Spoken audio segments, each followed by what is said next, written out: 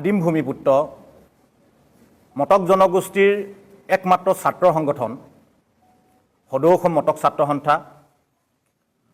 মটক ছাত্ৰ সন্থাই জন্মলগ্নৰে পৰা মটক জনগোষ্ঠীৰ উত্তৰণৰ স্বাৰ্থৰ লগতে অন্যান্য জাতি জনগোষ্ঠীৰ তথা অসমখনৰ কাৰণে বিগত সময়ছোৱাত আমি বিভিন্ন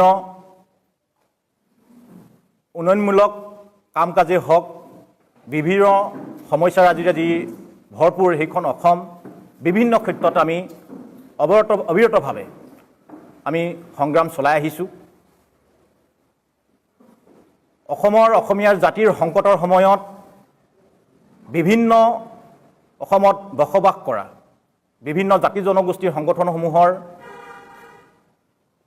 সংকটৰ সময়ত মটক ছাত্ৰ সন্থাই সদায় মাত মাতি আহিছোঁ। যোৱা কিছুদিন ধৰি আমি দেখিছোঁ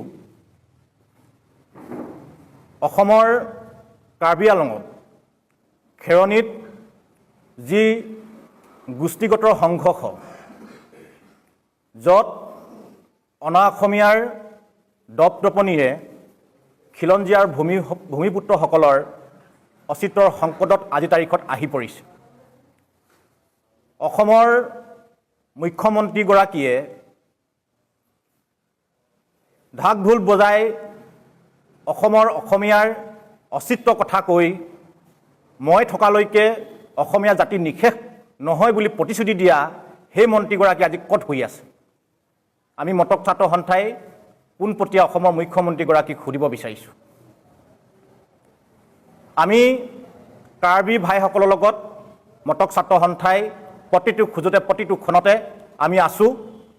উজনি অসমত আমি বাস কৰা অসমৰ আদিম ভূমিপুত্ৰ মটক জনগোষ্ঠীৰ একমাত্ৰ ছাত্ৰ সংগঠন হিচাপে আপোনালোকৰ সংবাদ মাধ্যমৰ জৰিয়তে আমি কাৰ্বি বাই ভনীসকলক কথা দিছোঁ, আমি আপোনালোকৰ প্ৰতিটো ক্ষণতে প্ৰতিটো খোজতে মটক ছাত্ৰ সন্থাই সাজু হৈ আছোঁ আৰু অসম চৰকাৰক আমি দাবী জনাইছোঁ সেই ব্যক্তিসকলক যিসকলে গোষ্ঠী সংঘৰ্ষৰ লগাবৰ কাৰণে ওতঃপ্ৰোতভাৱে জড়িত হৈ আছে, তেখেতলোকক চিনাক্ত কৰি শাস্তিমূলক ব্যৱস্থা গ্ৰহণ নকৰিলে কিন্তু অসমত আমি মটক ছাত্ৰ সন্থাই বা অন্যান্য জাতি জনগোষ্ঠীৰ সংগঠনসমূহে একত্ৰিতভাৱে আমি গণতান্ত্ৰিক আন্দোলন বা ৰাজপথৰ আন্দোলন আমি কৰিবলৈ বাধ্য হ'ম। ইয়াত যদি কিবা পৰিস্থিতিৰ সৃষ্টি হ'বলৈ হ'লে কিন্তু অসম চৰকাৰ জগৰীয়া হ'ব।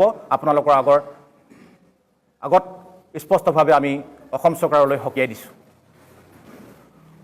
অসমৰ বিশেষকৈ 6 জনগোষ্ঠীৰ প্ৰসংগটো, জনজাতিকৰণৰ প্ৰসংগটো বিভিন্ন সংবাদ মাধ্যমতে হওক বা বিভিন্ন ছ'চিয়েল মিডিয়াতে হওক আপোনালোকে দেখি আহিছে, আমিও পৰিলক্ষিত হৈছোঁ, আমিও দেখিছোঁ যে আজি তাৰিখত এই চৰকাৰখনৰ বিৰুদ্ধে বা হিমন্ত বিশ্ব শৰ্মাৰ চৰকাৰৰ বিৰুদ্ধে যে আন্দোলন নহয় বা আন্দোলন নকৰে বা গোটেই সংগঠনবিলাক চৰকাৰৰ চুটলুপি মতে কাম কৰে, তেনেকুৱা ধৰণৰ আচলতে কেতিয়াবা হিমন্ত বিশ্ব শৰ্মাৰ ডাঙৰীয়াৰ মুখত স্পষ্টভাৱে প্ৰকাশ হয়।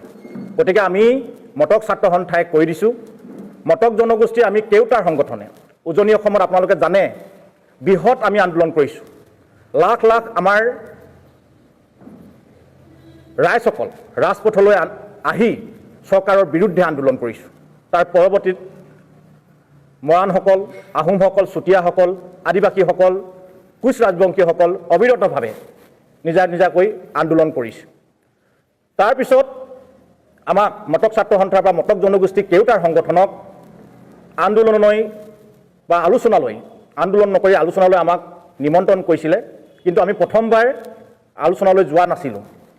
তাৰপিছত আমি মটক জনগোষ্ঠীৰ ৰাইজসকলৰ লগত মটক জনগোষ্ঠী কেওটাৰ সংগঠনসমূহৰ যৌথ সভাত সিদ্ধান্ত গ্ৰহণ কৰি, যিহেতু অসম চৰকাৰে বাৰম্বাৰ আমাক আলোচনা কৰিবৰ কাৰণে নিমন্ত্ৰণ জনোৱাৰ কাৰণে তেখেতৰ নিমন্ত্ৰণ ৰক্ষা কৰি আমি আলোচনাত বহিছিলোঁ দিছপুৰত। কিন্তু অসম চৰকাৰে তেতিয়া সেই মুখ্যমন্ত্ৰীগৰাকীয়ে আমাক আশ্বাস আৰু প্ৰতিশ্ৰুতি প্ৰদান কৰিছিলে যে আপোনালোকক 25 তাৰিখ, আপোনালোকৰ মনত আছে হয়তো, 25 তাৰিখে আপোনালোকৰ আমি কেন্দ্ৰলৈ প্ৰতিবেদন পঠাম বুলি বা প্ৰস্তাৱ ল'ম বুলি, বিধানসভাত প্ৰস্তাৱ ল'ম বুলি তেনেকুৱা ধৰণৰ কথা কৈছিলে।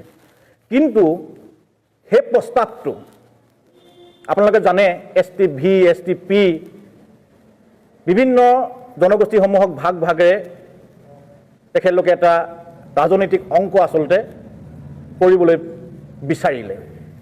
এতিয়া সেইদিনা উজনি অসমত তেখেতে গৈ কৈছে যে অসমৰ 6 জনগোষ্ঠীৰ সংগঠনে হওক বা ৰাইজে 26 চনৰ বিধানসভা নিৰ্বাচনৰ আগমুহূৰ্তত তেখেতলোকে জনজাতিকৰণ বিচৰা নাই। আজি এই সংবাদমেলৰ জৰিয়তে অসম চৰকাৰৰ মুখ্যমন্ত্ৰীগৰাকীক সুধিব বিচাৰিছোঁ, কোনগৰাকী নেতাই, কোন সংগঠনৰ নেতাই 26 চনৰ বিধানসভা নিৰ্বাচনৰ আগতে জনজাতিকৰণ বিচৰা নাই? এই কথাটো স্পষ্টভাৱে প্ৰকাশ কৰিবৰ কাৰণে অসমৰ মুখ্যমন্ত্ৰীগৰাকীক আমি মটক ছাত্ৰ সন্থাৰ তৰফৰ পৰা অনুৰোধ জনাইছোঁ। আমি ইতিমধ্যে যোৱাকালি মটক জনগোষ্ঠীৰ কেইটাৰ সংগঠনে আমি আলোচনা কৰিছোঁ 26 চনৰ বিধানসভাৰ নিৰ্বাচনৰ আগমুহূৰ্তত যদি অসমৰ মটক জনগোষ্ঠীৰ লগতে 6 জনগোষ্ঠীক যদি জনজাতিকৰণ প্ৰদান নকৰে, চৰকাৰৰ তথা বিজেপি চৰকাৰৰ বিৰুদ্ধে আমি গণতান্ত্ৰিক আন্দোলন কৰিবলৈ বাধ্য হ'ম। য'ত তেখেতলোকে য'ত প্ৰচাৰ কৰিব যাব, আমাৰ গ্ৰাম্য অঞ্চলসমূহত প্ৰৱেশ কৰিব, তাত কিন্তু প্ৰৱেশত আমি বাধা বা আমাৰ মুখামুখি হ'বলৈ তেখেতলোকে সাজু হৈ থাকিবৰ কাৰণে আমি আজি এই সংবাদমেলৰ জৰিয়তে অনুৰোধ জনাইছোঁ। আৰু অসমৰ মুখ্যমন্ত্ৰীগৰাকী পুনৰ কৈছোঁ, আপুনি স্পষ্টভাৱে প্ৰকাশ কৰক কোনগৰাকী, কোনটো সংগঠনে বা আমাৰ মটক জনগোষ্ঠীয়ে হওক বা অন্যান্য জাতি জনগোষ্ঠীৰ সংগঠনসমূহে হওক, কোনগৰাকীয়ে 26 চনৰ বিধানসভা নিৰ্বাচনৰ আগমুহূৰ্তত অসমৰ 6 জনগোষ্ঠীক জনজাতিকৰণ নালাগে বুলি আপোনালোকক কৈছে। স্পষ্টভাৱে নাম প্ৰকাশ কৰিবৰ কাৰণে